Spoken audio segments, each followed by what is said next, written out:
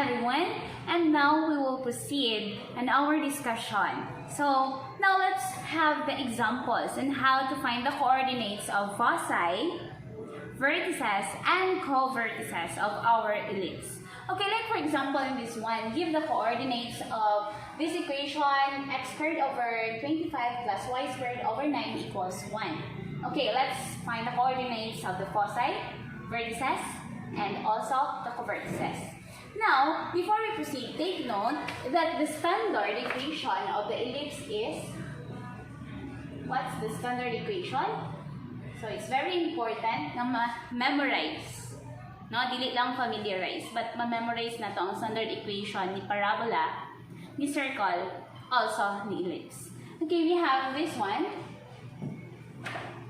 X squared over a squared plus y squared over b squared equals 1.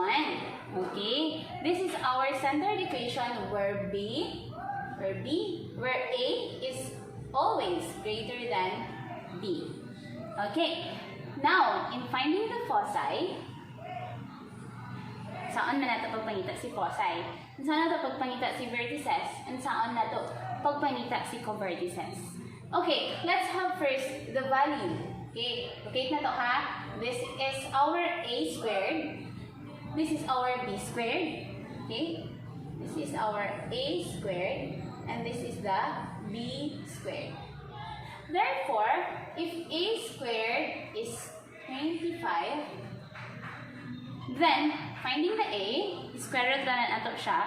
That is square root of 25 is 5. Okay, now let's have the b squared. B squared is 9. Finding b, this is square root of 9 is 3. Okay, so this is a and b. Kuha na nato unsay purpose nga nang atong gipangitang value ni a and b. The most important or isa sa mga pinaka-importante nga variable in order to graph our ellipse is the value of c.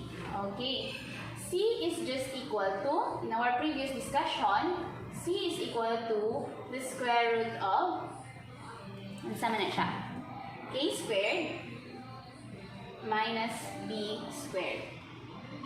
Okay, so this is 25 minus 9, which is 25 minus 9 is, okay, that is 16, which is square root of 16 is 4. So the value of c is 4. Okay, now we already have the value of c, which is 4, a 5, and b, which is 3. Can we now find our coordinates of the foci? Let's read the definition of a foci. Each focus is c units away from the center. So the value of c is 4 units away from the center. For any point of the ellipse, the sum of its distances from the foci is 2a. So f1 can be written as negative c. Again, this is hindi na mag-i ako marker. F1 is negative C0 and F2 is C0. Okay, so that's why we have F1 as this one, negative 4, 0, and F2, which is, we have positive 4, 0. Okay, those are our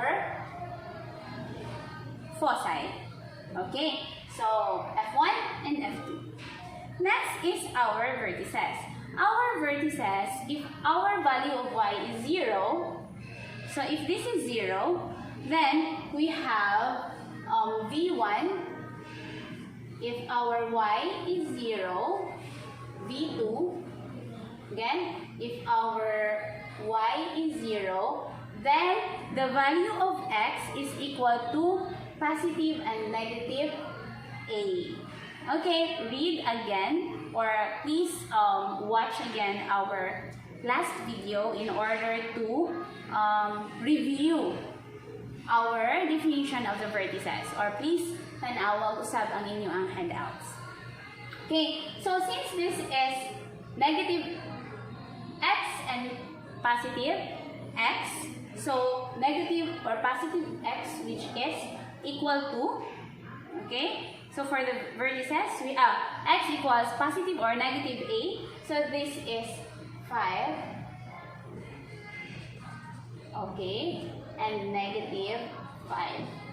So positive 5 and negative 5. Okay, tanaw na nimo si A.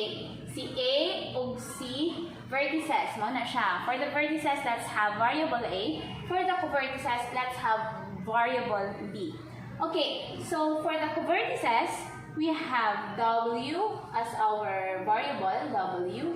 We have, if our value of x is 0, then the covertices is positive 3, or the covertices is negative 3. Okay, so again, this is for the foci. You just have to remember, you will be using the variable C nga atong nakita. Ano siya? For the vertices, okay, we will be using the variable A nga atong ikuha ganina. And for the covertices, we will be using the variable B nga ato ang ipangita nga value kagaina. Okay, so this is on how to find the coordinates.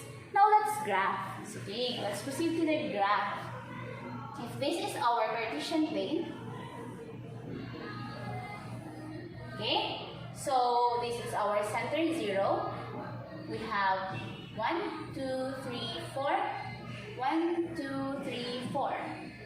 Okay, negative sa ubos and negative sa ato ang left side. Okay, so we have the center at 0.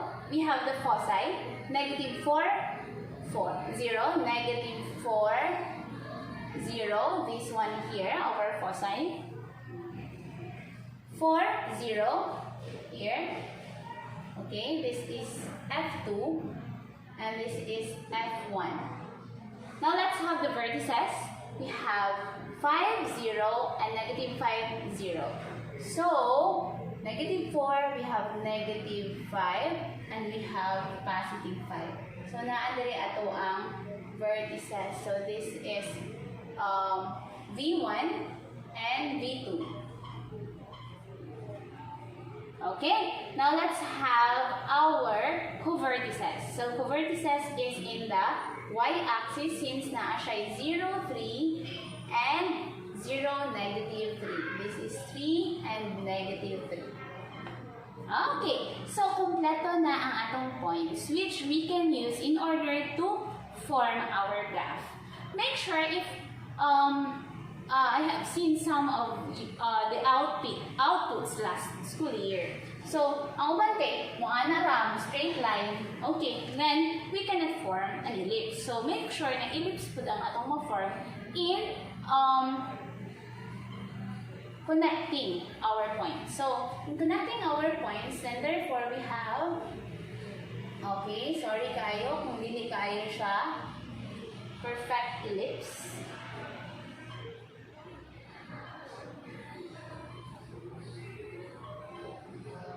Okay, so therefore, this is our graph.